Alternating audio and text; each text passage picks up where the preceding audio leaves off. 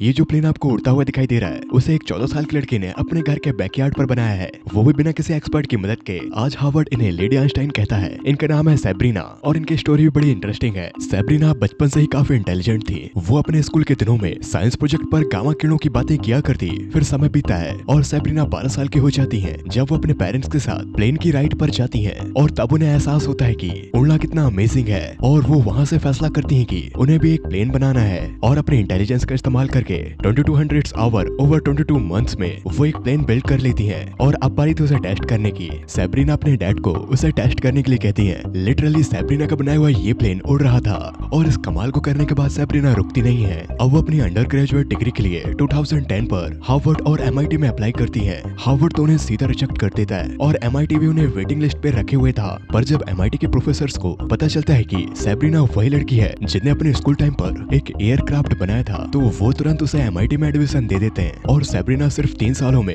Physics की bachelor degree complete करती है टॉप ऑफ द क्लास, मतलब हाईएस्ट नंबर्स के साथ। MIT की हिस्ट्री में किसी भी वुमेन ने फिजिक्स प्रोग्राम में अब तक इतने नंबर नहीं लाए। और फिर ये हार्वर्ड से अपनी PhD की डिग्री कंप्लीट करती है high energy and theoretical physics से। और इनकी रिसर्च इतनी एफिशिएंट थी कि वो यूनिवर्स की कुछ ऐसी क्रिटिकल प्रॉब्लम्स को सॉल्व करती जिसका यूज इस सदी के सबसे महान साइंटिस्ट स्टीफन हॉकिंग अपने काम में रेफरेंस के तौर पर करते। और सैब्रीना की जैसे ही PhD कंप्लीट होती है, नासा ऑफर देती है साथ काम करने का। साथ ही जेफ बेजोस अमेज़न के फाउंडर बिलियंस ऑफ डॉलर देने के लिए तैयार थे, पर सैब्रीना इन सभी को मना कर देती है, ये कहकर कि मुझे यूनिवर्स के ऐसे अनसुलझे रहस्य को जानना है जिन पर पहले भी अल्बर्ट आइंस्टाइन क्वेश्चंस उठा चुके हैं। इनका कहना है कि मुझे फेम और पैसा नहीं चाहिए। जिस तरह अल्बर्ट आइंस्टाइन को उनके मरने के 100 साल बाद भी लोग उन्हें उनके फॉर्मूले से जानते हैं, मैं भी ऐसा कुछ क्रिएट करना चाहती हूँ जिससे कि लोग मुझे सदियों तक याद रखें। ये फिलहाल एक रिसर्चर के तौर पर अल्बर्ट आइंस्टाइन के जो काम अधूरे हैं उन्हें पूरा कर रही हैं।